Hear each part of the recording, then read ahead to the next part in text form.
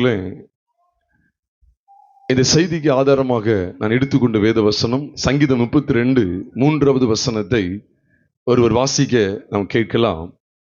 சங்கீதம் 32 3.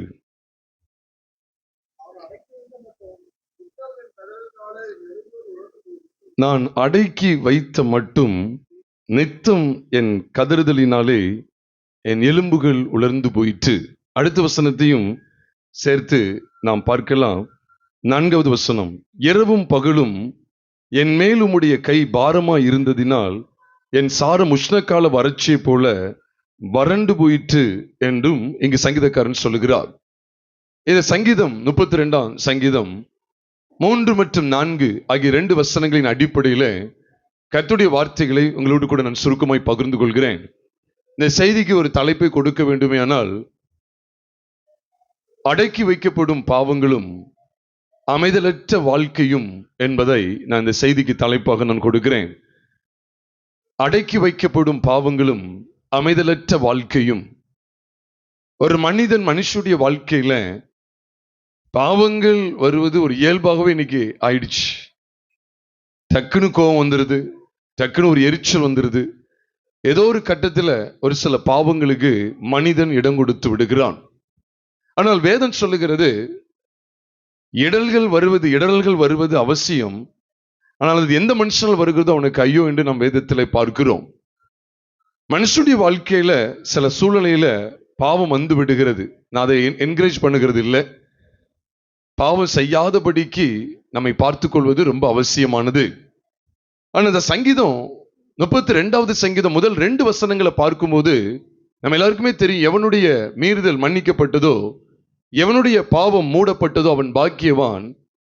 எவனுடைய அக்கிரமத்தை கர்த்தர் எண்ணாது இருக்கிறாரோ, எவனுடைய ஆவியில் கபடம் இல்லாது இருக்கிறதோ அவன் பாக்கியவான் என்பதை வெளிப்படுத்தி விட்டு அதனை தொடர்ந்தான் சொல்லுகிறார், நான் அடக்கி வைத்த மட்டும் என் எலும்புகள் என்ன இல்லை, அவன் ஆரோக்கியம் இல்லை என்பதை அவர் பேசுகிறார். நித்தம் என் கதறுதலினால் என் எலும்புகள்ல ஆரோக்கியம் இல்லை, என் எலும்புகள் உலர்ந்து போயிற்று என்பதை அங்கு வெளிப்படுத்துகிறார். இரவும் பகலும் கர்த்தருடைய கை அவர் மேல் பாரமாய் இருக்கிறதையும் காண்பித்துக் கொடுக்கிறார். அதனைத் தொடர்ந்து சொல்லுகிறார், என்னுடைய சாரம் உஷ்ணகால வறட்சியை போல வறண்டு போயிற்றும் என்றும் சொல்லுகிறார். ஆக பிரியமானவர்களே, மனிதன் தன்னுடைய பாவங்களை மறைத்து வாழும்போது அவருடைய வாழ்க்கை வறட்சியான ஒரு சாபமான ஒரு அனுபவத்திற்குள்ளே கடந்து போகிறது. அதனாலதான் அந்த சங்கீதம் 32 சங்கீதத்தை தாவீது எந்த சூழ்நிலையில இதை பாடினார் அப்படிங்கிறத நாம் நிச்சயமாவே ஊர்ஜிதப்படுத்திக் கொள்ள முடியும். தாவீது பச்சைபாலிடத்திலே பாவத்திற்கு உட்பட்ட பிற்பாடு அவன் தன் பாவத்தை அடக்கி வைத்து விட்டார். நமக்கு தெரியும், சங்கீதம் 51 பாவரிக்கை சங்கீதமாக அந்த சங்கீதத்தை அவர் பாடுகிறதை நீங்கள் நானும் பார்க்க முடியும். 32 சங்கீதமும் அதே காரியத்தை தான் நமக்கு வெளிப்படுத்தி காட்டுகிறது. அவர் பாவத்தை அடக்கி வைக்கிறார். அவருடைய அந்தரங்க வாழ்க்கையை பார்க்கும்போது அவருடைய சாரம் உஷ்ணகால வறட்சியை போல வறண்டு போகிற ஒரு சூழலை பார்க்க முடியும். ஆனால் அவருக்கு ஒரு வெளிச்சம் கிடைக்கிறது. எவனுடைய மீறுதல் மன்னிக்கப்பட்டதோ அவன் பாக்கியவான், எவனுடைய பாவம் மூடப்பட்டதோ அவன் என்ன செய்யப்பட்டவன், பாக்கியவான் என்று சொல்லி எழுதுகிறார். ஒரு பக்கம் பாக்கியவான், இன்னொரு பக்கம் பார்த்தா வறட்சியான ஒரு அனுபவத்தையும் காண்பித்துக் கொடுக்கிறார். உலர்ந்து போகிற ஒரு அனுபவத்தை காண்பித்துக் கொடுக்கிறார். நித்தம் கதறுதல் உண்டாகிறதை காண்பித்துக் கொடுக்கிறார். பிரியமானவர்களே, தன் பாவங்களை மறைக்கிறவன் வாழ்வடைய மாட்டான், அவைகளை அறிக்கை செய்து விட்டு விடுகிறவனோ இரக்கம் பெறுவான் என்று சொல்லி நீதிமொழிகள் 28:13 வசனத்துல நீங்களும் நானும் வாசிக்க முடியும். அது மாத்திரம் இல்ல, 1 யோவான் 1வது அதிகாரம் 8 மற்றும் 9 ஆகிய 2 வசனங்களை வாசிக்கும் போதும் கூட, நமக்கு பாவம் இல்லை என்போமானால் நம்மை நாமே வஞ்சிக்கிறவர்களாய் இருப்போம், சத்தியம் நமக்குள் இராது. பாவங்களை நாம் அறிக்கையிட்டால் பாவங்களை நமக்கு மன்னித்து எல்லா அநியாயத்தையும் நீக்கி நம்மை சுத்திகரிப்பதற்கு அவர் உண்மையும் நீதியுள்ளவராய் இருக்கிறார் என்று நீங்கள் நானும் 1 யோவான் 1வது அதிகாரம் 8 மற்றும் 9 ஆகிய 2 வசனங்களை நீங்கள் நானும் வாசிக்க முடியும். பிரியமானவர்களே, இன்னைக்கும் இந்த செய்தி உங்களோடு கூட அடக்கி வைக்கப்படுகிற பாவங்கள் ஒரு அமைதலற்ற வாழ்க்கையை உருவாக்கி விடுகிறது என்பதை உங்களோடு கூட அழுத்தம் திருத்தமாய் இந்த ஆலோசனை செய்தியிலே நான் பகிர்ந்து கொள்கிறேன். அடக்கி வைக்கப்பட்ட, அதனாலதான் அவர் சொல்றார், அந்த பாவங்கள், இந்த மீறுதல்கள், அந்த அக்கிரமம், அந்த கபடு, இவைகளை அடக்கி வைத்த மட்டும் நான் நித்தம் என் கதறுதலினால் என் எலும்புகள் உலர்ந்து போயிற்று என்று சொல்லுகிறத பார்க்கிறோம். ஒரு மனிதனுடைய ஜீவியம் பாதிக்கப்பட்ட நிலைமையில் இருக்கிறது. நித்தம் கதறுகிறார். இரவும் பகலும் எப்படி ஆயிடுச்சா? இரவும் பகலும் அவருடைய கை என் மேல் பாரமா இருந்ததுன்னு சொல்லி சொல்றார். இரவும் பகலும் கர்த்தருடைய கை அவர் மேல் பாரமா இருக்கு. இரவும் பகலும். அவர் எது வரைக்கும் அப்படின்னு சொல்லி பார்த்தா, அவர் தம்முடைய பாவங்களை உணர்ந்து அறிக்கை செய்கிற வரைக்கும் கர்த்தருடைய கை இரவும் பகலும் அவர் மேல பாரமா இருந்தது. தாவீதின் மேல் பாரமா இருந்தது. அதனாலதான் அதுக்கு அடுத்துள்ள வசனங்கள் எல்லாம் பார்க்கும்போது, 5ஆம் வசனம் 6ஆம் வசனத்தெல்லாம் பார்க்கும்போது, நான் என் அக்கிரமங்களை மறைக்காமல், என் பாவங்களை மறைக்காமல், அக்கிரமங்களை மறைக்காமல் நான் என்ன செய்வேன்? அதை அறிக்கையிடுவேன் என்று தேவரீர் என் பாவத்தின் தோஷத்தை என்ன செய்தீர்? மன்னித்தீர் என்று சொல்லுகிறார். எவ்வளவு ஒரு மேன்மை பார்த்தீங்களா? நம்முடைய வாழ்க்கையில பிரியமானவர்களே, கர்த்தருக்கு பிரியமில்லாத சில காரியங்கள் வந்து விட்டது என்று சொன்னால் அதை அடக்கி வைக்க அதை அடக்கி வைக்க சிந்திக்காதீர்கள். அதை அடக்கி வைக்க பிரயாசப்படாதீங்க. அந்த சங்கீதக்காரர் சொல்றார் பாருங்க, நான் அடக்கி வைத்த மட்டும் நித்தம் என் கதறுதலினால் என்று சொல்லுகிறார். அப்ப அடக்கி வைத்த மட்டும் நித்தமும் இந்த சங்கீதக்காரனுக்கு என்னதான் கதறுதல் உண்டாகிறத பரிசுத்த பைபிள் காண்பித்து கொடுக்கிறது. அப்போ அடக்கி வைக்காமல் அறிக்கை செய்யக்கூடிய இடத்துக்கு இந்த மனிதன் வரும்போது இவருடைய பாவத்தின் தோஷத்தை எல்லாம் மன்னித்து, அதை தொடர்ந்து ஆண்டவர் என்ன வெளிப்படுத்துறாருன்னா, மிகுந்த ஜலப்பிரவாகம் வந்தாலும் அது அவனை அணுகாதான். சகாயம் கிடைக்கும் சமயம் என்று சொல்லப்பட்டிருக்கிறது. அவர் எனக்கு மறைவிடமாய் இருக்கிறாருங்கிறத 7ஆம் வசனத்தில் அவர் பேசுகிறார். என்னை நீர் இக்கட்டுக்கு விலைக்கு காத்தீர் அப்படின்னு சொல்லுகிறார். இரட்சணிய பாடலில் என்னை சூழ்ந்து கொள்ளும்படி செய்வீர் என்று சொல்லுகிறார். 8ஆம் வசனத்துல சொல்லும்போது, நான் உனக்கு போதித்து நீ நடக்க வேண்டிய வழியை காட்டுவேன், உனக்கு காட்டுவேன், உன்மேல என் கண்ணை வைத்து உனக்கு ஆலோசனை சொல்லுவேன் சொல்லி தேவ நடத்துதல் வர ஆரம்பிக்கி. ஏன் நமக்கு தேவ நடத்தல் இல்லை? இன்னைக்கு அநேக நேரங்களில் தேவனுடைய நடத்தல் தெளிவாக தெரியல. ஏன்னா சில காரியங்கள் அடக்கி வைத்துக் கொண்டே இருக்கிறோம். இந்த செய்தியை கேட்கிற அருமையானவர்களே, அது சின்ன தவறோ அல்லது பெரிய தவறோ அடக்கி வைக்காமல், அடக்கி வைக்கிற மனுஷன், தன் பாவத்தை அடக்கி வைக்கிற மனுஷன், தன் மீறுதல்களை அடக்கி வைக்கிற மனுஷன் ஒரு காலம் அமைதியில் உள்ள ஒரு வாழ்க்கையை அனுபவிக்க முடியாது. அது ஆண்டு இந்த நாளில் அந்த செய்தி மூலமா நம்மோடு கூட பேசுகிறா. இந்த சங்கீதத்தை பாருங்க, மஸ்கீல் என்னும் தாவீதின் போதக சங்கீதம் என்று எழுதியிருக்கிறது. பைபிளே இதான் அந்த முதல் முறை மஸ்கீல் அப்படிங்கிற வார்த்தை, மஸ்கீல் என்னும் தாவீதின் போதக சங்கீதம் தான் ஃபர்ஸ்ட். இதுக்கப்புறமும் இருக்கு மஸ்கீல் என்னும் சங்கீதம் சொல்லி, அதுக்கு அடுத்தடுத்துலாம் வருது. ஆனா முதல் சங்கீதம், அந்த சங்கீதத்தை பார்க்கிறோம். தேவன் எவ்வளவு பெரிய வெளிச்சத்தை வைத்திருக்கிறார் பாருங்க. இது ஒரு போதக சங்கீதம். இந்த சங்கீதம் நமக்கு என்ன போதித்து நடத்துகிறது? நம்ம அக்கிரமங்களையும் பாவங்களையும் அடக்கி வைக்கிறோம் அப்படின்னு சொன்னா நித்தமும் கதறுதல் தான். அந்த எலும்புகள் உலர்ந்து போகிறது. என் சாரம் என்று சொல்லுகிற அவருடைய சாரம், அவருடைய வாழ்க்கையில் உள்ள காணப்படுகிற அந்த பலன், அவருடைய மேன்மை, அவருடைய சிறப்பு எல்லாம் அற்று போகிறது. உஷ்ணகால வறட்சியை போல வறண்டு போயிட்டு அதுக்கு பின்னால்தான் சேலாங்கிற வார்த்தை பயன்படுத்தப்படுது. இந்த சேலா அப்படிங்கிற அந்த வார்த்தைக்கு பொதுவா ஒரு கிட்டத்தட்ட ஒரு 6-7 அர்த்தங்கள் கிட்ட உண்டு. சேலா அப்படின்னு சொன்னா, சேலான்னு சொல்லி சில பாடல்ல பாத்தீங்கன்னா பின்னால நம்பர் போட்டிருப்பாங்க. 2ன்னு போட்டா 2 தடவை பாடணும், 8ன்னு போட்டா 8 தடவை அல்லேலூயா சொல்லணும், அப்படிலாம் இருக்கும். அதே மாதிரி சேலான்னு சொல்லி அந்த நாட்கள்ல பாடல்கள் ஏன் கொடுப்பாங்க அப்படின்னு சொன்னா, சேலான் போட்டிருக்கிற இடத்துல அந்த வரிகள் வர்ற இடத்துல அந்த வரிகள் அப்படி பாடிட்டு அப்படி நிப்பாட்டணும், நிறுத்துறதுக்கு. இன்னொரு அர்த்தம் என்னன்னா, அந்த இடத்துல சேலான் போட்டிருக்க இடத்துல அந்த வரிகளை மட்டும் சத்தத்தை உயர்த்தி பாடுவாங்க. இன்னொரு அர்த்தமும் உண்டு, அந்த சேலான் போட்டிருக்கிற அந்த வரிகளுக்கு மட்டும் அந்த டியூன், அந்த இசைக்கருவியை அதிகமா சத்தமா வாசிப்பாங்க. இன்னொரு ஆழமான ஒரு அர்த்தம் உண்டு. என்னன்னா, அந்த சேலான் போட்டிருக்க இடத்துல அவங்க நிறுத்தி திரும்ப திரும்ப அதை பாடுவாங்க, மறுபடியும் ஒரு தடவை பாடுவாங்க. இன்னொரு விஷயம் என்னன்னா, இதை விட முக்கியமான விஷயம் என்னன்னா, இந்த சேலாங்கிற இடத்துல அவங்க நிறுத்தம் பண்ணி இந்த வரிகளை சற்று தியானிச்சுட்டு அதுக்கப்புறம் தான் அடுத்த வரிகளை பாட ஆரம்பிப்பாங்க. சேலாங்கிறது அவ்வளவு விசேஷமானது. அதனாலதான் அவர் சொல்றாரு பாருங்க, என் எலும்புகள் உலர்ந்து போயிட்டுன்னு சொல்றாரு. அது மட்டும் இல்ல, உஷ்ணகால வறட்சி போல வறண்டு போயிட்டு சேலான் போட்டிருக்கு. அப்ப அதுல நிறுத்தம் கொண்டு அவர்கள் ஆராய்ச்சி செய்யறாங்க, ஆராய்ந்து பார்க்கறாங்க. ஏனுடைய சாறு உஷ்ணகால வறட்சியை போல வறண்டு போயிட்டு, அவன் சேலான் போட்டிருக்க இடம் பைபிள்ல இந்த அதாவது சங்கீதத்துல ஒரு முறை ஒரு சில வருஷங்களுக்கு முன்பாக நான் எண்ணி பார்த்தேன். 71 முறை இருக்கு சேலாங்கிற அந்த வார்த்தை. 71 முறை இந்த சங்கீதத்துல இருக்கு. ஆபகுக் புஸ்தகம் 3வது அதிகாரத்துல 3 முறை இருக்கு. ஆக மொத்தம் 74 முறை இந்த சேலாங்கிற பதம் வசனத்துக்கு பிற்பாடு பயன்படுத்தப்பட்டிருக்கிறது. அப்ப இந்த பாடல் பாடும்போது இதுல ஒரு விசேஷித்த காரியம் இருக்கு. இதை சற்று தியானிச்சுட்டு அடுத்த வரிகளை பாடுங்க அப்படிங்கிற அர்த்தமாகும். அதனாலதான் சேலாங்கிற இடத்துல அவங்க நிறுத்தம் கொடுத்து அவங்க என்ன செய்வாங்கன்னா அந்த வார்த்தைகளை இன்னுமாய் அசை போட்டு தியானித்து அதுல என்ன சொல்லப்பட்டிருக்குங்கிறத ஆராய்ந்து பார்த்து பார்த்து அதை தொடர்ந்துதான் என்ன செய்வாங்கன்னா மறுபடியும் பாட ஆரம்பிப்பாங்க. அப்ப பிரியமானவர்களே, நம்ம ஆராய்ந்து பார்க்கணும். இதுல என்ன தேவன் வெளிப்படுத்தி காண்பிக்கிறார்னா, சில சிச்சைகளை தேவன் அனுமதிக்கிறார். தகப்பன் சிச்சியாத புத்திரன் உண்டோ? நம்ம எல்லாருக்கும் தெரியும், சங்கீதம் 94 சொல்லப்பட்டிருக்கு. 12 மற்றும் 13 ஆகிய வசனங்களை நம்ம தொடர்ந்து பார்க்கும்போது, சிச்சித்து உம்முடைய வேதத்தை கொண்டு போதிக்கிற மனுஷன் பாக்கியவான் என்று சொல்லி சங்கீதம் 94வது சங்கீதம் 13வது வசனத்துல நீங்கள் நானும் பார்க்கிறோம். சிச்சித்து உம்முடைய வேதத்தை கொண்டு போதிக்கிற மனுஷன் பாக்கியவான். அப்ப தாவீது தன் வாழ்க்கையில ஒரு சிச்சையை உணர்கிறார். எலும்புகள் என்ன செஞ்சுட்டு உலர்ந்து போயிட்டு, சரீரத்தில் ஒரு பாதிப்பை சொல்றார். அவருடைய சாரம் உஷ்ணக்களை வறட்சி போல வறண்டு போயிட்டு.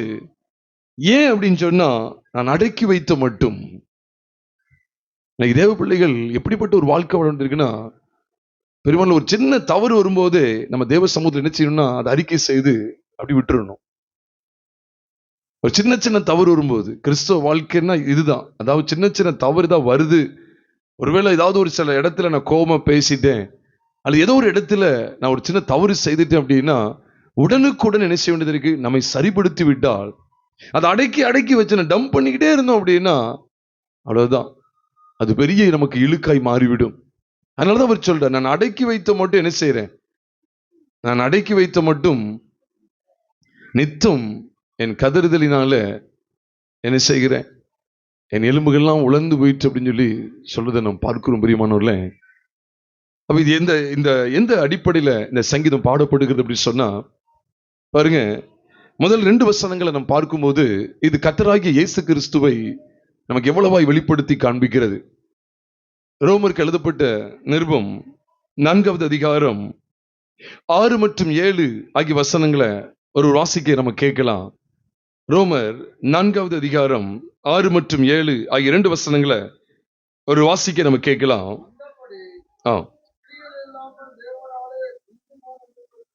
கிரியைகள் இல்லாமல் தேவனாலே நீதிமான் என்று எண்ணப்படுகிற மனுஷருடைய பாக்கியத்தை காண்பிக்கும் பொருட்டு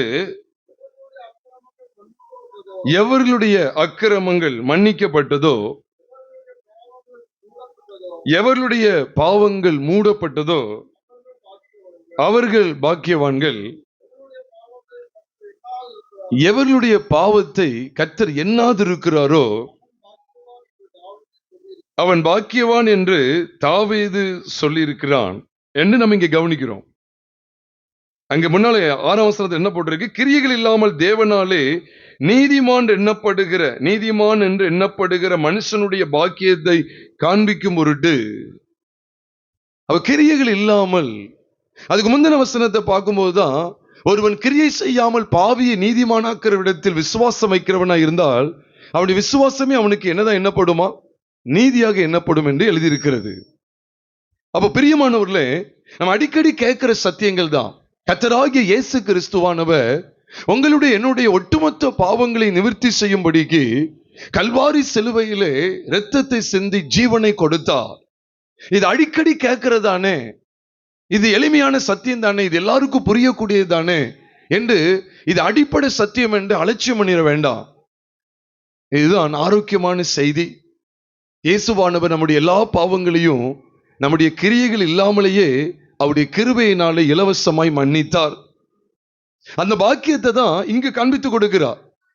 அப்போஸ்தலனாகிய பவுல் கிறிஸ்துவின் சுவிசேஷத்தை சபைக்கு காண்பித்து கொடுக்கிற இந்த விசேஷித்த தருணத்துல கிறிஸ்துவின் சுவிசேஷத்தினால் உங்களுக்கும் எனக்கும் கிடைக்கிற பாக்கியத்தை இந்த சபைக்கு ரோமாபுரியில் உள்ள சபைக்கு காண்பித்து கொடுக்கிற இந்த வெளிப்பாடு நிறைந்த பகுதியில சங்கீதம் 32 சங்கீதம் முதல் 2 வசனங்களை அவர் காண்பித்து கொடுக்கிறார்.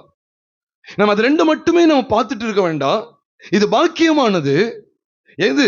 அந்த பாவங்களை நம்ம அறிக்கை செய்து உணர்ந்து அறிக்கை செய்ததை விட்டுவிட தீர்மானிக்கும் போது, பாவத்தை குறித்து உணர்வு வரும்போது, நம்முடைய பாவங்களை நம்ம அறிக்கை செய்யும் போது, தேவனானவர் நம்முடைய எல்லா பாவங்களையும் நமக்கு மன்னித்து நமக்கு இரக்கம் பாராட்டுகிறார். நம்முடைய பாவங்கள் அனைத்தையும் மன்னிக்கிறார். இது பெரிய பாக்கியம். ஆனா இன்னொரு பகுதியில அடக்கி வைக்கிற கூட்டம் நித்தம் கதறும், நித்தம் கதறுதலுக்கு உட்படும். அடக்கி வைக்கிற கூட்டத்தினுடைய சாரம் அது உஷ்ணக்கால வறட்சியை போல வறண்டு போகும் என்பதை தேவன் காண்பித்து கொடுக்கிறார். அப்ப நான் இந்த 2 பகுதியை நான் கவனிக்க வேண்டியது இருக்கு. இங்க நான் விசேஷ பகுதி என்ன தெரியுமா? 2 பகுதி ஆண்டு காண்பிப்பார். அதனாலதான் அப்போஸ்தலன் பவுல் ரோமாபுரி திருச்சபைக்கு எழுதும் போது ஆவியானவரால் இவ்விதமாய் நடத்தப்பட்டார். சங்கீதம் 32 முதல் 2 வசனங்களை காண்பித்து கொடுக்கிற ஒரு அற்புதமான காரியத்தை அவர் பெற்றார். இந்த தாவீது இந்த பாக்கியத்தை காண்பித்து கொடுத்தாரு. இயேசு கிறிஸ்து விலையேற பெற்ற இரத்தத்தினால கழுவப்படுகிற நிச்சயத்தை, அவருடைய இரத்தத்தினால இலவசமாய் நம்முடைய பாவங்கள் மன்னிக்கப்பட்டு விட்டது. ஆனா அதோட நம்ம முடித்து விடல. இன்னொரு பகுதி இருக்கு. அதுல யாரெல்லாம் அடக்கி வைக்கிறாங்களோ அவங்களுடைய வாழ்க்கையெல்லாம் அடக்கி வச்சிடாதீங்க. சில தடுமாற்றம் வரும்போது, தவறு வரும்போது உடனே தேவ சமூகத்துல வீட்டுக்கு போயில்லை, ஒரு வெளியூருக்கு போயிருப்போம், சில தடுமாற்றம் வரும், சரி வீட்டுல போய் ஜோம் பண்ணிடும் நினைச்சிடாதீங்க. அந்த இடத்திலேயே இருதயத்தில், ஆண்டவரே இந்த தவறு எனக்கு மன்னிங்க ஆண்டவரே, இந்த குற்றத்தை எனக்கு மன்னிங்க ஆண்டவரே. இது எவ்வளவு பெரிய பாக்கியமுள்ள வாழ்க்கை தெரியுமா? இது எவ்வளவு பெரிய ஆசீர்வாதம் தெரியுமா? உடனுக்குடன் நம்முடைய தவறுகளை சரிப்படுத்துவது. இப்ப சேர்த்து வைக்க வைக்க வைக்க என்ன ஆகுது அப்படின்னா, மனுஷனுடைய வாழ்க்கை வறண்டு போகிறது. உஷ்ண காலம் எப்படி இருக்கும் பாருங்க. உஷ்ண காலத்துல அடிச்சு எப்படி இருக்கும்? சாரெல்லாம் போயிரும். இங்க தண்ணி நல்ல குளிர அடிச்சு பாருங்க பக்கத்துல. அது உஷ்ண காலம். உஷ்ணத்துல படும்போது வெயில் பட பட பட அதெல்லாம் வறண்டு போயிரும். நம்முடைய வாழ்க்கையிலுமே ஒரு வறட்சியான அனுபவம் காணப்படக்கூடாதுங்கிறதுக்காக தான் அன்று பேசுகிறார். உடனுக்குடன் சரிபடுத்துவது. அடக்கி வைத்த மட்டும் நான் நித்தம் என் கதறுதலினால் என் எலும்புகள் உலர்ந்து போயிட்டு சொல்லுகிறாரு, பாவங்கள் அடக்கி வைக்க வேண்டாம். அதனாலதான் அடுத்து சொல்றார், நான் அறிக்கையிடுவேன் என்றேன், அறிக்கையிட்டேன். அதை வெளிப்படுத்துகிறார். 5 வசனத்தை ஒருவர் வாசிக்க கேட்கலாம். சங்கீதம் 32:5 ஒருவர் வாசிக்க கேட்கலாம்.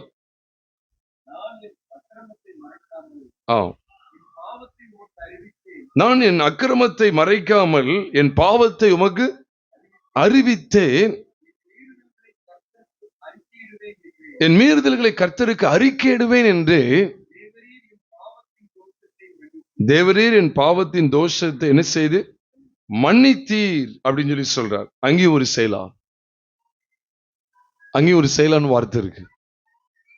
தேவன் எவ்வளவா என் பாவத்தை தோஷத்தை மன்னித்து இருக்கிறார். அறிக்கையிடணும், அடக்கி வைக்க கூடாது, அறிக்கையிட வேண்டும். அதுதான் கிறிஸ்தவ ஜீவியம். அதனாலதான் இந்த சங்கீதத்தை நம்ம 2 பகுதியை பிரிக்க முடியும். ஒண்ணு, முதல் பகுதியில் என்ன பார்க்கலாம் அப்படின்னு சொன்னா, பாவங்களை அடக்கி வைக்கிறனுடைய வாழ்க்கை எவ்விதமான வறட்சியான உலர்ந்து போகிற ஒரு அனுபவத்தை பெற்றிருக்கிறது என்பதை குறித்தும், அறிக்கையிடுகிற மனுஷன் எப்படிப்பட்ட சகாயத்தையும் இரக்கத்தையும் பெற்றுக் கொள்கிறான் என்பதை குறித்தும் நாம் பார்க்கிறோம். இது முதல் பகுதி, அறிக்கையிடுகிறவன் அடக்கி வைக்கிறவன்.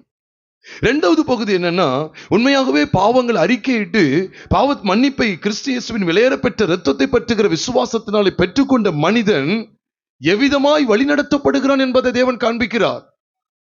இது உண்மையிலே ஒட்டுமொத்த கிறிஸ்தவ வாழ்க்கைக்கும் தேவையான அவசியமான மகா மேன்மை நிறைந்த போதனையாய் இருக்கிறது. ரட்சிக்கப்பட்ட ஜனங்கள் வழிநடத்தப்படுகிறார்கள். அதான் 8ஆம் வசனம் எல்லாருக்கும் தெரியுமே, நான் உனக்கு போதித்து நீ நடக்க வேண்டிய வழியை உனக்கு காட்டுவேன், உன்மேல் என் கண்ணை வைத்து உனக்கு ஆலோசனை சொல்லுவேன் சொல்லும் போது, இந்த முன்னால கூட நம்ம தியானிச்சிருக்கிறோம். கண்ணும் கடிவாளமும் என்கிற தலைப்புல, கண்ணும் கடிவாளமும் என்கிற தலைப்புல கர்த்தருடைய வார்த்தைகள் உங்களோடு பகிர்ந்து கொண்ட ஞாபகம் எனக்கு இருக்கிறது. ஆண்டவர் இந்த 8ஆம் வசனத்துல சொல்றார், கண்ணை வைத்து உனக்கு ஆலோசனை சொல்லி உன்னை நடத்துவேன்னு சொல்றார். ஆனா 9ஆம் வசனத்துல சொல்றாரு, கடிவாளத்தை வச்சு உன்னை நடத்துறதுக்கு இடம் கொடுக்காதுன்னு சொல்றாரு. அதனால அடுத்து 9ஆம் வசனத்துல போட்டிருக்கு, வாரினாலும் கடிவாளத்தினாலும் உன் வாய் கட்டப்பட்டாலுடைய உன் கிட்ட சேராத புத்தியில்லா குதிரையை போலவும் கோவேறு கழுதை போலவும் இராதபடிக்கு இருக்க வேண்டாம் அப்படின்னு சொல்றாரு. அப்ப என்ன சொல்றது தெரியுது உங்களுக்கு? நல்லா கவனிச்சுவாங்க, நல்லா கவனிச்சுவாங்க. 8ஆம் வசனத்துல கண்ணை வைத்து உனக்கு ஆலோசனை சொல்லி நீ நடக்க வேண்டிய வழியை நான் உனக்கு நடத்துறேன் அப்படின்னு சொல்றாரு. ஆனா நம்ம எப்படி இடம் கொடுக்க கூடாதா? கடிவாளத்தை வச்சு நம்மளை நடத்துறதுக்கு இடம் கொடுக்க வேண்டாம்னு சொல்றாரு. கடிவாளம் எப்படி இருக்கு? ஒரு முரட்டு நடத்துதல், ஒரு முரட்டு நடத்துதல் சொல்லணும். ஆமா, முரட்டு நடத்துதல். ஏன்னா கண்ணை வைத்து ஆலோசனை சொல்றதுன்னா, இப்ப நம்ம மேல ஆண்டு கண்ணை வச்சு ஆலோசனை சொல்ல எப்படி இருக்கு? அன்பு, அன்பின் நடத்துதல், நம் பட்சத்துல இருந்து நடத்துவது. இப்ப நம்ம மேல ஆண்டு கண்ணை வச்சாருன்னு எப்படி இருக்கும்? எவ்வளவு அன்பான ஒரு நடத்தல் பார்த்தீங்களா? ஒரு அன்பான நடத்தல் இருக்கு, இங்க அடுத்து ஒரு அதிகாரமான நடத்தல் இருக்கு. அதனாலதான் நீங்க முதல் பகுதி 2வது பகுதியும் கவனிச்சீங்கன்னா, பாவங்களை அறிக்கை செய்து விட்டு விடுகிற. நீங்க நான் இப்போ ஒட்டுமொத்தமா சேர்த்து சொல்றேன்.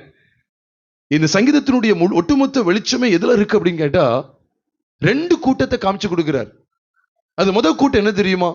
தன் பாவங்களுக்காக மனஸ்தாபப்பட்டு, தங்கள் சொந்த பாவத்துக்காக மனஸ்தாபப்பட்டு, தங்கள் பாவங்களை அறிக்கை செய்து அதை விட்டுவிட தீர்மானிக்கிற, தங்கள் பாவத்துக்காக மனஸ்தாபப்பட்டு தேவனை நோக்கி கெஞ்சுகிற மனிதன் தேவனிடத்தில் இரக்கம் பெறுகிறான். தேவனிடத்தில் பாவ மன்னிப்பு நிச்சயத்தை பெற்றுக் கொள்ளுகிறான். அவனுடைய பாவத்தின் தோஷத்தை எல்லாம் அவர் மன்னிக்கிறார். அப்போ மன்னிக்கப்பட்ட ஒரு மனுஷன், தன்னுடைய அனைத்து பாவங்களும் மன்னிக்கப்பட்ட ஒரு மனுஷன் கர்த்தருடைய கண் வைக்கப்பட்டு நடத்தப்படுகிறான். கர்த்தருடைய ஆலோசனைக்கு உட்படுகிறான். கர்த்தர் அவனை அழகாய் அருமையாய் நடத்துகிறார். இது ஒரு கூட்டம். 2வது ஒரு கூட்டம் இருக்கு. அடக்கி வைத்து சாரத்தெல்லாம் இழந்து உலர்ந்து போன அனுபவத்துக்குள் போய், வறட்சியான அனுபவத்திற்குள்ளே போய், பிற்பாடு கடிவாளத்தாலும் வாரினாலும் அடக்கப்படுகிற, வழி நடத்தப்படுகிற ஒரு அனுபவம் காணப்படுகிறது. அதனால நம்ம வசனத்தை கொஞ்சம் நல்லாவே பார்க்க வேண்டியது இருக்கு. ஆண்டவர் பிழையாம்ட்டு, அதாவது வீட்டில் வச்சு பேசும்போது அன்பா பேசுவார். எவ்வளவு அன்பா பேசுவார் பார்த்தீங்களா? பிழையாம்ட்டு பேசுற காட்சியை பார்த்தீங்கன்னா நமக்கு நேரம் அதிகம் எடுக்க விரும்பல. நான் ஷார்ட்டாக சொல்ல வாஞ்சிக்கிறேன், சுருக்கமா சொல்ல நான் வாஞ்சிக்கிறேன். நம்ம எல்லாருக்கும் தெரியும், பிழையாம்ட்டு ஆண்டவர் அணுகின முறையை 2 காரியங்கள்ல பார்க்கலாம், 2 இடத்துல பார்க்கலாம். ஒன்னு வீட்டுல, இன்னொன்னு ரோட்ல அப்படின்னு சொல்லுகிற அளவுக்கு. ஒன்னு வீடு, இன்னொன்னு வீதி.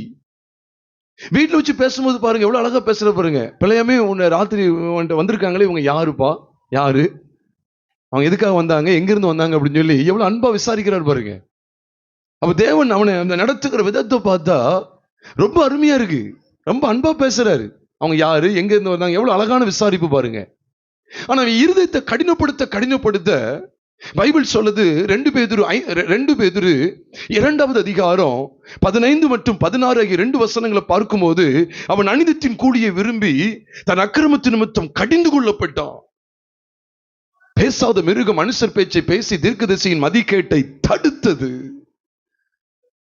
அவ்விதமாக 2 பேதுரு 2வது அதிகாரம் 15, 16 நீங்கள் நான் வாசிக்கிறோம் பெரியமானவர்களே. அவன் அநீதத்தின் கூலியை விரும்பி தன் அக்கிரமத்தின் கடிந்து கொள்ளப்பட்டானா. வீட்டுல ஆண்டவர் அணுகினதுக்கும் வெளியில அணுகிற முறையை பாக்கீங்களா? உருவின பட்டயத்தோடு என்ன செய்யறாரு? நிக்கிறார். என்னாரும் நிக்கலையா? உருவின பட்டயத்தோடு நிக்கிறார். ஒரே அதிகாரம் தான், ஒரே ஒரு அதிகாரம், அது ஒரே அதிகாரத்துல தான். ஆண்டவர் முதல்ல அணுகின முறையும் 2வது அணுகின முறையும் கவனிப்பீர்கள் என்றால், முதலாவது அணுகின முறை அவனிடத்தில் பச்சமாய் பேசுகிறார், பச்சமாய் விசாரிக்கிறார், பச்சமாய் அவனை நடத்துகிறார். இவன் இருதயத்தை கடினப்படுத்த இவன் அநீதத்தின் கூலியை விரும்பின்னு சொல்லி பேதுருக்கு ஆவியானவர் வெளிப்படுத்துகிறாரு. அவன் அநீதத்தின் கூலியை விரும்பினான்னு சொல்லி என்னாமத்தின் புத்தகம் 22 சொல்லப்படல. ஆனா இங்க சொல்லப்பட்டிருக்கு, பேதுருக்கு ஆவியானவர் வெளிப்படுத்துகிறார். அநீதத்தின் கூலி விரும்பின என்னத்தை? இருதயத்துல அந்த அநீதத்தின் கூலியின் மேல, அந்த அருவருப்பு அநீதத்தின் கூலியின் மேல அவனுக்கு ஒரு நாட்டம் இருந்துச்சு. அதை அடக்கியே வச்சிருக்கிறாரு. அங்க பட்டயத்தோடு நிற்கிறத ஆண்டு நமக்கு காண்பித்து கொடுக்கிறார். பிரியமானவர்களே, இது எதை வெளிப்படுத்துது? இந்த 32ஆம் சங்கீதம் அதைத்தான் காமிச்சு கொடுக்கு. பாவங்கள் அறிக்கையிட்டு மன்னிப்பை பெற்றவர்களை தேவன் பச்சமாய் நடத்துகிறாராம். நான் உனக்கு போதித்து நீ நடக்க வேண்டிய வழியை உனக்கு காட்டுவேன், உண்மையில் என் கண்ணை வைத்து உனக்கு நினைச்சுவேன், ஆலோசனை சொல்லுவேன். இப்ப கண்ணை வச்சு உன்னை நடத்துறதுக்கு இடம் கொடு. ஆனா எதுக்கு இடம் கொடுத்துறது? அடுத்த வசனம் சொல்றாரு, வாரினாலும் கடிவாளத்தினாலும் வாய் கட்டப்பட்டால் ஒழிய உன் கிட்ட சேராத புத்தியில்லா குதிரையை போலவும் கோவேறு கழுதையை போலவும் இராதபடிக்கு அதாவது இருக்க வேண்டாம் என்று சொல்லுகிறார். சொல்லிதான் சொல்லிக் கொடுக்கிறார். துன்மார்க்கருக்கு என்ன உண்டு? அநேக வேதனைகள் உண்டு. நீதிமான்களையும் என்ன என்ன சொல்லு? ஆமா, கர்த்தரை நம்பி இருக்கிறவனு என்ன சொல்ந்து கொள்ளும்? எப்படி பாருங்க, அவன் துன்மார்க்கனுக்கு எப்படி இருக்கும்? அநேக வேதனைகள் இருக்கு. கர்த்தர் நம்பி இருக்கிறவனையும் கிருபை சொல்லுகிற ஒரே வசனத்துல 2 கூட்டத்தை காமிச்சு கொடுக்கிறார். அவ கிறிஸ்தவ ஜீவியம் என்பது பாவங்களுக்காக மனஸ்தாபப்பட்டு உடனே என்னை சரிபடுத்த வேண்டும். சரிபடுத்த தேவனுடைய பிரத்யட்சமான வழிநடத்தல் தென்பட்டுக்கிட்டே இருக்கும். இதுதான் உண்மை. இந்த செய்தியின் வாயிலாக ஆண்டு நம்மகிட்ட இதைத்தான் பேசுறாரு. இந்த 32 சங்கீதம் ஒட்டுமொத்த சபைக்கும் போதக சங்கீதம் தான். மஸ்கில் என்னும் தாவீதின் போதக சங்கீதம் என்று பார்க்கிறோமே, இது ஒரு போதக சங்கீதம். இது எதை போதிக்கிறது அப்படின்னு சொன்னா, மீண்டும் அழுத்தம் கொடுக்கிறேன், இந்த 2 கூட்டம் தான். 2 கூட்டம் தான். நீங்க தாராளமா பைபிளை பார்க்கலாம். 2 கூட்டம் தான். ஒன்று என்ன அப்படின்னு சொன்னா, தன் பாவங்களுக்காக மனஸ்தாபப்பட்டு அவருடைய விலையேறப்பட்ட இரக்கத்தினால இரத்தத்தினால பாவமன்னிப்பு நிச்சயத்தை பெறுவது. அதான் பாவத்தின் தோஷத்தை மன்னித்தீர். பாவத்தின் தேவரீர் என் பாவத்தின் தோஷத்தை மன்னித்தீர். அதுக்கு பிறகுதான் அவன் விண்ணப்பம் பண்ணுவான். இதற்காக சமயம் கிடைக்கிற, இதற்காக அவனுக்கு சகாயம் கிடைக்கும்படிக்கு அவன் விண்ணப்பம் பண்ணுகிறான். மிகுந்த ஜலப்பிரவாகம் வந்தாலும் அவனை இது மேற்கொள்ளாது, அது அவனை அணுகாது. அந்த ஆசீர்வாதத்தை பெற்றுக்கொள்றான். இடுக்கண்ல இருந்து விடுவிக்கப்படுறது கிடைக்கிறது, அந்த நிச்சயம் கிடைக்கிறது. ரட்சணை பாடல்களை சூழ்ந்து கொள்ளும்படி செய்வீர். அதை தொடர்ந்து தேவ வழிநடத்தல் கிடைக்கிறது. ஆனா அதே சமயம் அடக்கி வைக்கிற மனுஷனை அவர் அடக்கிட்டு தான் இருக்கிறார். அவனை அடக்கிற அளவுக்கு தான் அவன் நடந்து கொள்றான். நமக்கு தேவன் கண்ணை வைத்து ஆலோசனை சொல்லணுமா, இல்ல கடிவாளத்தை கொண்டு ஆலோசனை சொல்லணுமா அப்படிங்கிறத நம்ம கையில தான் இருக்கு. நம்ம தான் ஒப்பு கொடுக்கணும் பிரியமானவர்கள. அதனாலதான் வேதத்துல நான் பார்க்கும்போது யாக்கோபு சொல்லும்போது கூட சொல்றாரு. யாக்கோபு 3வது அதிகாரம் 3ஆம் வசனத்துல குதிரைகளை குறித்து சொல்லும்போது சொல்றார். யாக்கோபு 3:3 சொல்லுகிறது, பாருங்கள், குதிரைகள் நமக்கு கீழ்ப்படியும்படிக்கு அவைகளின் வாயிலே கடிவாளத்தை போட்டு என்ன செய்யறோமா? நமக்கு ஆமா முழு சரீரத்தை என்ன செய்யறோம்? திருப்புகிறோம் அப்படின்னு சொல்றார். அவைகளின் வாயிலை கடிவாளத்தை போட்டு அவைகளின் முழு சரீரத்தையும் திருப்புகிறோம். எதை போட்டு? கடிவாளத்தை போட்டு. கடிவாளம் போடலன்னா அது என்ன செய்யணும்? திமிர்ந்துகிட்டு தான் நிற்கும், திமிரா நிற்கும். கடிவாளத்தை போட்டு அடக்குறாரு. நான் சொல்றேன், பாவத்தை அடக்கி வச்ச நிச்சயமா சொல்றேன், சில சிச்சையின் மூலம் தான் ஆண்டு மறுபடி கொண்டு வருவார். இது 100க்கு 100 உண்மை. சிச்சைகள் இருக்கு, அதனாலதான் உழந்து போயிட்டுன்னு சொல்றாரு. தாவீது பட்சப்பட்டு தவறு செய்த போது கூட பிற்பாடு ஆண்டவர் அவனுக்கு சிச்சைகளை கொடுத்தார். அவன் அழிந்து நிர்மூலமாகுவதற்கு அல்ல, அவனை மீண்டும் கட்டி எழுப்புவதற்கு, சீர்படுவதற்கு. பொதுவா சிச்சைக்கும் தண்டனைக்கும் நமக்கு வித்தியாசம் தேவை. சிச்சைக்கு சேசனிங் சொல்லுவாங்க, தண்டனைக்கு பனிஷ்மெண்ட் அப்படின்னு சொல்லுவாங்க. சேசனிங் வேற, பனிஷ்மெண்ட் வேற. சிச்சையும் ஒரு விதத்துல ஒரு பனிஷ்மெண்ட் தான், தண்டனை தான். ஆனா அது வேற, இது வேற. சிச்சைங்கிறது ஒரு மனிதன் சீர்படுவதற்காக அவனுடைய வாழ்க்கையில அனுமதிக்கப்படுகிற ஒரு சிறிய தண்டனை. அவன் சீர்பொருந்தும் பொருட்டு, அவ்வளவுதான். தண்டனைனா அவன் அழிக்கப்படுறதுக்காக அவன் வரமாட்டான். அவனுக்கு தண்டனையே கொடுத்து அவனை ஓய்த்து விடுவதற்காக அவன் மேல வரக்கூடிய நியாய தீர்ப்பு அல்லது கோபாக்கின.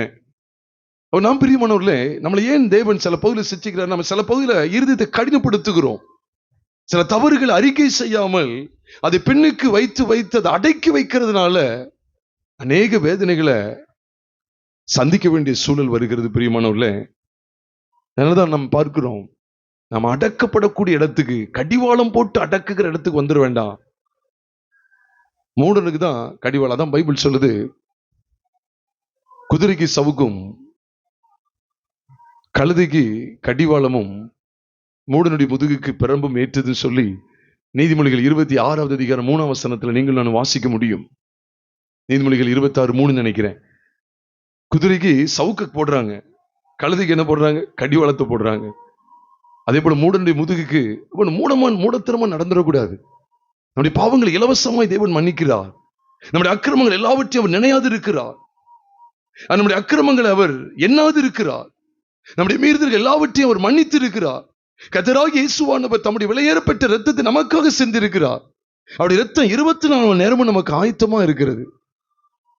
எந்த நேரத்துல சில தவறுக்கு உட்பட்டுட்டோமோ உடனே அவருடைய இரத்தம் நம்முடைய அனைத்து பாவங்களையும் மன்னித்து நம்மை சுத்திகரிக்கிறது. பிரியமானவர்களே, மீண்டும் மீண்டும் தவறு செய்வதற்காக இதை சொல்லவே இல்லை. அடிக்கடி கடிந்து கொள்ளப்பட்டும் தன் பிடிவை கடினப்படுத்துகிறவன் சகாயமின்றி சடுதியில் நாசமடையும். அடிக்கடி கடிந்து கொள்ளுதல் வருது. அது உதாசீனப்படுத்தும் போது தண்டனையை தான் அனுபவிக்கணும்.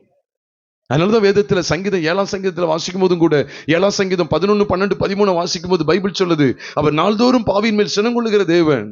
அவன் மனம் திரும்பாத பட்சத்தில் அவர் தமது பட்டயத்தை கருக்காக்குவாராம். நாள்தோறும் சினங்கொள்றாரு, அவர் கொஞ்சம் விட்டு பிடிக்கிறாரு, அதுக்கு பிறகு அவர் எப்படி எழும்புறாரு பாத்தீங்களா? அதனாலதான் நமக்கு என்ன நடத்தல் வேணும்? பவுல் கொரிந்து சபையிட்ட கேட்கும்போது, என்ன அந்த கொரிந்து சபையில சில மாம்சத்துக்குரியவங்களா இருக்காங்க, ஆவின்படி நடக்காங்க, சிலர் மாம்சத்துக்கு இடம் கொடுத்துருக்காங்க, அப்படித்தானே?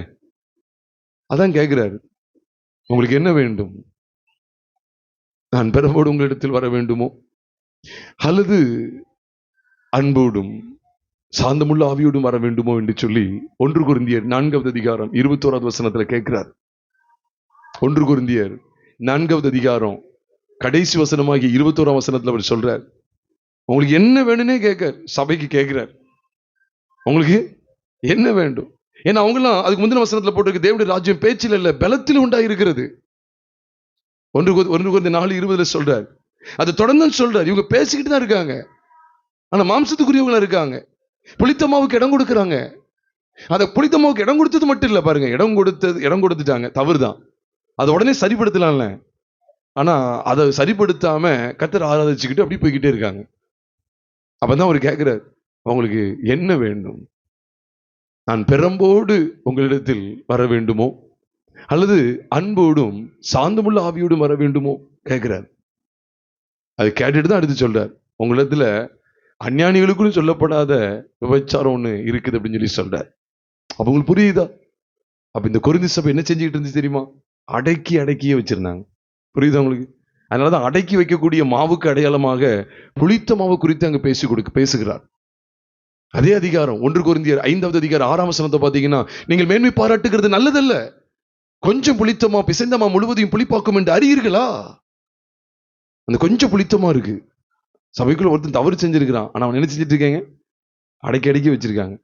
அவன் தவறு அறிக்கை செய்து அவனை தவறு அறிக்கை செய்ய வச்சு அவனை சீர்படுத்துகிற வழியை பார்க்கல, என்ன செஞ்சுட்டு இருக்காங்க? அடக்கி வச்சுட்டு இருக்காங்க. அதனாலதான் கொரிந்து சபை சோரம் போய்கிட்டு இருக்கு. அதனாலதான் கேட்கிறாரு, நான் பெரம்போடு வரணுமா, உங்களுக்கு என்ன நடத்தல் வேணும் கேட்கிறார், இல்ல அன்பும் சாந்தமுள்ள ஆவியோடு நான் வரணுமா கேட்கிறார். அப்போ ஒரு ஊழியக்காரன், அப்போ தேவ வார்த்தை இருக்கு. அப்போஸ்தலனாகிய பவுல் தேவனுடைய வார்த்தையை பெற்ற மனுஷன், சபைகளுக்கு வேண்டிய போதகத்தை பெற்றுக்கொண்ட மனுஷன். இந்த மனுஷன் இருந்தா 2 காரியம் காணப்படுது. ஒண்ணு, நம்ம பெரம்ப கொண்டு வரணுமா, இல்ல அன்பை கொண்டு வரணுமா கேட்க. அப்படித்தானே கேட்கிறார். பெரம்பு எதுக்கு? பிரித்து மேயறதுக்கு, வெளுன்னு வெளுக்கிறது. பெரம்பு எதுக்கு கொண்டு வைப்பாங்க? பெரம்பு எதுக்கு? அடி கொடுக்கிறது. அப்ப அடிச்சு உங்களை திருத்தணுமா, இல்ல அன்பா உங்களை திருத்தணுமா? நீ எதுக்கு நீ அடியா இருக்கேன்னு கேட்கிற. என்ன உள்ள ஒரு பாவம் அடக்கப்பட்டுக்கிட்டு இருக்கு. அப்ப நீ அறிக்கை செய்து விட்டுட்டீன்னா நான் அன்பா உன்னை ட்ரீட் பண்ண போறேன். நீ விட மாட்டேன், இதை அடக்கிக்கிட்டே தான் இருப்ப அப்படின்னா நீ இந்த லைனுக்கு வந்துருவ. பெரம்பு தான். சில பிள்ளைகள் சொல்லி பார்ப்பாங்க, கேட்க மாட்டாங்க. கம்பெடுத்தா கேட்டுருவாங்க. 4 பூசையை விட்டோம்னா என்னது கேட்டுருவாங்க. அதான் சொல்லுவாங்க, மயிலே இறகு போடாது, ஆடுற மாட்டை ஆடி கறக்கணும், பாடுற மாட்டை அப்படி சொல்லுவாங்க. அப்படி அடி கொடுத்தாதான் என்னது, அடியாத மாடு பணியாதுன்னு ஒரு பழமொழி சொல்லுவாங்க.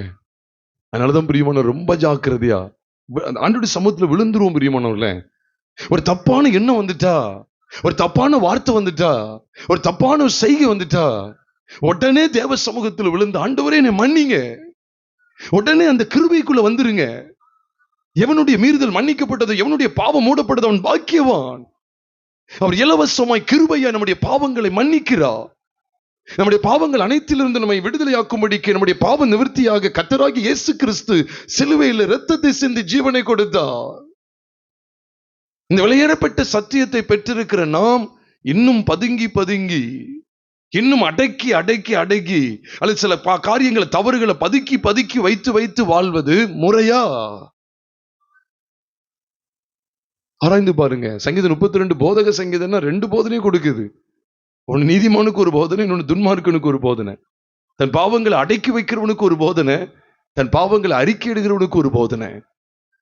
அவன் ஏதோ ஒரு பகுதி மட்டும் காமிச்சு கொடுக்கிறவன் தேவனுடைய ஊழியன் அல்ல. ரெண்டையும் நான் காமிச்சு கொடுக்கிறேன். தன் பாவங்களை எல்லாத்தையும் மன்னிக்கிற ஒரு மன்னிக்கப்பட்ட ஒரு அனுபவத்தில் உள்ள தேவன் எப்படி ட்ரீட் பண்றாருன்னா, நான் உனக்கு போதித்து நீ நடக்க வேண்டிய வழி உனக்கு காட்டுவேன். உன்மேல் என் கண்ணை வைத்து, பாருங்க, கடிவாளத்தை வைத்து இல்ல, கண்ணை வைத்து உனக்கு ஆலோசனை சொல்லுவேன். நான் கடிவாளத்தை போட்டுறாதீங்க. கடிவாளத்தை போடுற அளவுக்கு நம்ம நடந்துருவோம். நமக்கு ஆண்டு கடிவாளத்தை போட்டு இழுக்கிறதுனா எப்படி இருக்கும் பாருங்க. கடிவாளம், வார வச்சு அடிச்சாதான், ஏன்னா புத்தி இருக்காது. அப்ப எது புத்தி தெரியுமா? பாவங்களுக்காக மனஸ்தாபப்பட்டு. எனக்கு அதான் இன்னைக்கு ஆச்சரியமா இருக்கு. தேவனுடைய சபைக்கு போறேன்னு சொல்லிக்கிட்டு பக்கத்து வீட்டுல சண்டை போடுறது, இஷ்டத்துக்கு பேசுறது, உள்ள பண ஆசை, பொருளாசை, பதவி ஆசைலாம் இருக்கு. உலகத்தை விடவே முடியல. நான் கேட்ட சர்ச்சுக்கு போறேன்னு சொல்லிட்டு இருக்காங்க. எவ்வளவு ஒரு குருட்டாட்டமான கிறிஸ்தவம், எவ்வளவு ஒரு போலியான மார்க்கம், எவ்வளவு ஜாக்கிரதையா இருக்க வேண்டியது இருக்கு பிரியமானவர்களே. சாட்சி இல்லையா கிறிஸ்தவ வாழ்க்கை போச்சு. நீங்க சாட்சி தேவை. என் பாவத்தை அனைத்தையும் அவர் மன்னிச்சிட்டாரு. அப்படி விளையாடப்பட்ட ரத்தத்தினால கழுவப்பட்டு இருக்கிறேன். ஒருத்தர் கொஞ்சம் கோபம் பேச கூட அவங்ககிட்ட போய் மன்னிப்பு கேட்கறது பாருங்க, எவ்வளவு பெரிய அந்த கிருபை. அதான் தேவன் நடத்துதல். தேவன் உண்மையா நடத்தினா ஒருத்தர் நோக்க பண்ணினா கூட அவங்ககிட்ட போய் மன்னிப்பு கேட்போம். இதுதான் தேவன் நடத்தல். உண்மையில என் கண்ணை வைத்து உனக்கு ஆலோசனை சொல்லுவேன். ஆனா அதை விட்டுட்டு அதுக்கு அடுத்த பகுதியில் ஆண்டவர் சொல்றாரு, வாரினாலும் கடிவாளத்தினாலும் வாய் கட்டப்பட்டால் ஒழிய உன் கிட்டே சேராத புத்தியில்லா குதிரை போலவும் கோவேறு கழுதை போலவும் இருக்க வேண்டாம், இருக்க வேண்டாம். காயின் ஆண்டவர் வந்து பேசுறார், வந்து பேசி பார்க்கிறார். காயின், உனக்கு ஏன் முகநாடி வேறுபட்டது, எனக்கு ஏன் எரிச்சல் உண்டாயிற்று, நீ நன்மை செய்த உனக்கு மேன்மையிலே அழகா போதிக்கிறார். இந்த போதனை வந்துகிட்டே இருக்கு. அடுத்த அணுகுமுறையை பார்த்தீங்கன்னா, அவனை நிலையற்றவனை அலைய விடுறாரு. நீ சபிக்கப்பட்டிருப்பேனே சொல்லிட்டாரு. நீ நிலையற்ற அலைகிறவனா இருப்பாய். உடனே காயின் சொல்றார், நீர் எனக்கு இட்ட தண்டனை என்னால் என்ன செய்யாது, சகிக்க இயலாதுன்னு சொல்லிட்டார். பிரியமானவர்களே, தேவன் அணுகின முறையை பார்த்தீங்களா? அணுகிற முறையை பாருங்க. இஸ்ரவேல் ஜனங்கள் தேவனை விட்டு விலகி போயிருக்காங்க. அப்ப ஆண்டு என்ன செஞ்சார் தெரியுமா? எரேமியா 27வது அதிகாரத்துல மரநுகத்தை எரேமியாவுடைய கழுத்துல போட்டுட்டு போ சொல்றாரு. மரநுகத்தை போட சொல்றாரு. நீங்க எடுக்க நமக்கு நேரம் இல்லை, நான் சுருக்கமா சொல்லி முடிக்கிறேன். மரநுகத்தை போட சொல்றாரு. மரநுகத்தை நீங்க வீட்டுல போய் வாசு பாருங்க. எரேமியா 27வது அதிகாரத்தை 28வது அதிகாரத்தை வீட்டுல போய் வாசு பாருங்க. 27வது அதிகாரத்துல சோரம் போயிருக்கிற, தம்மை விட்டு தூரமாய் போயிருக்கிற இஸ்ரவேல் ஜனத்தை உணர்த்துவித்து சீர்படுத்துவதற்கு, உன்னை மறுபடியும் கட்டுவேன் அப்படிங்கிறத காண்பித்து கொடுப்பதற்கு மரநுகத்தை போட்டுட்டு போய் நிக்கிறாரு. எரேமியாவுடைய கழுத்துல என்ன நுகம் இருக்கு? மரநுகம் இருக்கு. இத ஏற்றுக்கொள்ள மறுத்து நான் இன்னும் பாவத்துல தான் இருப்பேன்னு சொன்னாங்கல்ல. அடுத்து 28வது அதிகாரத்துல ஆண்டவருடைய வார்த்தை வருது, நீ இப்போ உன் கழுத்துல இருப்பு நுகத்தை போட்டுட்டு போன்னு சொல்றார். கடினப்படுத்துறாரா இல்லையா? கடினப்படுத்துறார். நீ வசனத்தை பாருங்க, எவ்வளவு ஒரு ஆழமா இருக்கு பாருங்க. மரநுகமும் இருப்பு நுகமும். 27வது அதிகாரம் முதல்ல ஆண்டவர் எப்படி பச்சமா பேசுறாரு பாருங்க. மரநுகம் எளிமையா உடைச்சிடலாம், அப்படிதானே? மரநுகத்தை எளிமையா உடைச்சலாமா, உடைக்க முடியாதா? ஒரு மரத்தை உடைக்கிறது எளிமையா, இல்ல ஒரு இரும்பு துண்டை உடைக்கிறது எளிமையானதா? சொல்லுங்க. மரத்தை உடைக்கிறது தான் எளிமை. அப்ப தேவனுடைய அந்த இரக்கத்தை பாருங்களேன். தேவன் இஸ்ரவேல் ஜனங்கள் மேல பச்சமா இருந்து பேசுறாரு பாத்தீங்களா? எரேமியாவை கொண்டு பச்சமா பேசுறாரு. இந்த மர நுகத்தடியை கொண்டு போட்டுட்டு வந்து பேசுறாரு. ஆண்டவர் உங்களை வந்து என்ன விடுவிப்பார், நீ கர்த்தரிடத்துல சேரு, உன் ஆண்டவர் விடுவிச்சிருவாரு அப்படின்னு சொல்லி பச்சமா வந்து பேசுறாரு.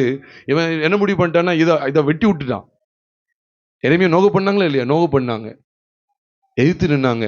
தன் பாவங்களை விட்டு மனம் திரும்ப உங்களுக்கு மனதில்லை. தன் சொந்த பாவங்களுக்காக மனஸ்தாபப்பட்டு தேவனிடத்தில் திரும்புவதற்கு அவர்களுக்கு மனதில்லாமல் போயிட்டு, அடுத்த அதிகாரத்தில் அவருடைய ஆக்ஷன் எப்படி இருந்துச்சு தெரியுமா? அப்படியா, மரநுகத்தை இது பண்ணிட்டாங்களா, சரிப்பா பரவாயில்லப்பா அப்படின்னு சொல்லி விட்டாரு. அடுத்து என்ன நுகம் வந்துட்டு ரெடி ஆயிட்டு, இருப்பு நுகத்தை போட்டு வா அப்படின்னு சொல்லிட்டாரு. இனிமே நான் உங்களை விட மாட்டேன், இனிமே அவங்களுடைய இதை கடினப்படுத்துறோம் பாரு அப்படின்னு சொல்லி கடினப்படுத்துறாரு. அவ தேவன் பாருங்க, நம்மளை அன்பா நடத்தும் போதே நம்ம அப்படி விட்டு கொடுத்துடணும். ஆண்டவரே, ஆமா ஆண்டவரே, என்னை அர்ப்பணிக்கிற ஆண்டவரே, இந்த தவறு என்கிட்ட காணப்படுது ஆண்டவரே, என்ன அறிக்கை செய்வது ஆண்டவரே, ஆண்டவர் உங்க ரத்தத்தினால கழுவிருங்க ஆண்டவரே, என்னை சரிப்படுத்துங்க ஆண்டவரே. தேவ சமூகத்துக்கு வந்து என்னை தாழ்த்தி நான் பாவங்கள் அறிக்கை செய்து அதை விட்டுவிட நான் உடனடியே தீர்மானிச்சிடணும். இதை விடும்போது அடுத்து அவங்களுக்கே பயங்கர ஆச்சரியமா இருக்கும். ஐயோ, முதல்ல மரணம் வரும்போதே நம்ம ஒப்பு கொடுத்துருக்கலாமே. இப்ப அடுத்து என்ன நுகத்தோடு கொண்டு பேசுறாரு? இருப்பு நுகம், கடினமா வந்து நிக்கிறாரு. நாம் எந்த இடத்துல இருக்கிறோம் பிரியமானவர்களே? ஆராய்ந்து பார்ப்போம். பாவங்களை அறிக்கை செய்து விட்டுவிட தீர்மானித்து அவருடைய கண் வைக்கப்பட்டு நடத்தப்படக்கூடிய இடத்துல இருக்கிறோமா, அல்லது அடக்கி வச்சு உலர்ந்து போய் உஷ்ண கால வறட்சியை போல வறண்டு போய் கடிவாளத்தினாலும் வாரினாலும் நடத்தப்படுவதற்கு நாம் இடம் கொடுக்கிறோமா? அது புத்தியற்ற செயல்பாடு, அது புத்தியற்ற வாழ்க்கை, புத்தியின வாழ்க்கை. தேவ சமூகத்தில் நம்மை ஒரு விசை ஆராய்ந்து பார்த்து நம்மை அர்ப்பணம் செய்வோமா? ஆண்டவரே, நான் எப்படிப்பட்ட ரீதியில நடத்தப்பட வேண்டும்? 32 சங்கீதத்தின் மூலம் தேவன் நம்மோடு பேசி இருக்கிறாரே. அடக்கி வைக்கப்படுகிற பாவங்கள் ஒரு மனிதன், ஒரு மனுஷனுடைய வாழ்க்கையில அமைதலற்ற வாழ்க்கையை கொண்டு வந்து விடுகிறதே. ஆண்டவர் கண்ணை வைத்தா அல்லது கடிவாளத்தை வைத்தா எதை வைத்து நடத்த வேண்டும்? இது நமக்கு ஒரு போதகம், இது ஒரு போதக சங்கீதம். ஆராய்ந்து பார்ப்போமா? நம்மை அர்ப்பணம் செய்வோமா? கொஞ்ச நேரம் கர்த்தருடைய வார்த்தைகளை கேட்டிருக்கிறோமே. ஆண்டவருடைய கரத்தில் நம்மை முற்றிலுமாய் ஒப்பு கொடுத்தவர்களாய், ஆண்டவரே, ஆண்டவரே, நீங்க உணர்த்தும் போது, உடைய வார்த்தையை கொண்டு பேசும்போது நான் உடனே நீ சரிப்படுத்தியிருந்தேன். அதான் சொல்ற, நான் உனக்கு போதித்து, உண்மையாவே அந்த வசனத்துடைய அர்த்தம் இதுதான், நான் உனக்கு போதித்து நீ நடக்க வேண்டிய வழியை உனக்கு காட்டி உன் மேல என் கண்ணு வச்சு உனக்கு ஆலோசனை சொல்லி உன்னை வழிநடத்த நான் வாஞ்சிக்கிறேன். உன் மேல கண்ணை வச்சுதான் நடத்தி அப்படின்னு நடத்துன்னு நினைக்கிறேன். நான் இப்படி மட்டும் நீ இருந்துடாத, வாரையும் கடிவாளத்தையும் போட்டுதான் உன்னை அடக்கி உன்னை நடத்துகிற மாதிரி புத்தி இல்லாத குதிரையை போல கோவேறு கழுதை போல இருந்துடாத அப்படின்னு சொல்லி அன்று நமக்கு காண்பிக்கிறார். பிரியமானவர்களே, தென்மார்க்கனுக்கு அநேக வேதனைகள் உண்டா. கர்த்தரை நம்பி இருக்கிறவனுடைய கிருபை சூழ்ந்து கொள்ளும், அந்த கிருபை சூழ்ந்து கொள்ளும். பிரியமானவர்களே, அந்த கிருபை சூழ்ந்து கொள்ளும், நம்மளை நடத்துவார். கர்த்தராகிய இயேசு கிறிஸ்து நம்முடைய தேவன் நம்மை நடத்துவார். அர்ப்பணம் செய்வோமா? அர்ப்பணம் செய்வோமா? எப்பேற்பட்ட தவறு வந்தாலும், ஒருவேளை இப்ப கூட ஐயோ நான் ஏதோ ஒன்று ரெண்ட நான் உள்ள அடக்கி வச்சுட்டேனே, இந்த சில தவறை நான் சரிப்படுத்தாம, இன்னார்ட்ட நான் மன்னிப்பு கேட்காம உள்ளேயே நான் அடக்கி வச்சுட்டேனே, வேண்டாம். நான் அடக்கி வைக்க என்ன தேவன் அடக்கும்படி தான் நடத்துவார். பவுல் ஏதோ சுயமா பேச நினைச்சிட வேண்டாம். 1 Corinthians 4:21 பார்த்துமே, உங்களுக்கு என்ன வேண்டும்? பெரம்பா இல்ல அன்பா? பெரம்போடு வர வேண்டுமோ, அல்லது அன்போடும் சாந்தமுள்ள ஆவியோடும் வர வேண்டுமோ? எப்படினாலும் இந்த 2 விதமா வர முடியும். தேவனுடைய வார்த்தை 2 விதமா வெளிப்பட முடியும். பெரம்போடும் வர முடியும். அர்த்தம் அதுதான். தேவனுடைய வார்த்தை கொரிந்து சபையை பெரம்போடும் சந்திக்க முடியும், அன்போடும் சாந்தமுள்ள ஆவியோடும் சந்திக்க முடியும். இன்னும் கொரிந்து சபையை போல ஏதோ ஒரு தவற அல்லது ஏதோ ஒரு 4-5 தவற நமக்குள்ள இன்னும் அடக்கி வச்சிருக்கிறோமா? அறிக்கை செய்வோமா? பிரியமானவர்கள, நம்ம மேல கண்ணை வைத்து அவர் ஆலோசனை சொல்லுவார். நம்முடைய மீறுதல்களின் தோஷத்தை எல்லாத்தையும் அவர் மன்னித்து, தேவரீர் என் பாவத்தின் தோஷத்தை மன்னித்துன்னு சொல்லி சொன்னாரு. பாவத்தின் தோஷத்தை மன்னித்து நம்மை அன்போடு நடத்த அவர் பிரியம் கொள்ளுகிறார். பிரியமானவர்களே, அன்போடு நடத்த அவர் பிரியம் கொள்ளுகிறார். அர்ப்பணம் செய்வோமா? நன்றி தகப்பனே, நன்றி தகப்பனே. பரலோகத்தின் தேவனே, நாங்கள் உம்மை ஸ்தோத்திரிக்கிறோம், ஸ்தோத்திரிக்கிறோம். எல்லாரும் அப்படி ஒப்பு கொடுப்போமா? எல்லாரும் அப்படி அர்ப்பணம் செய்வோமா? நன்றி ஆண்டவரே.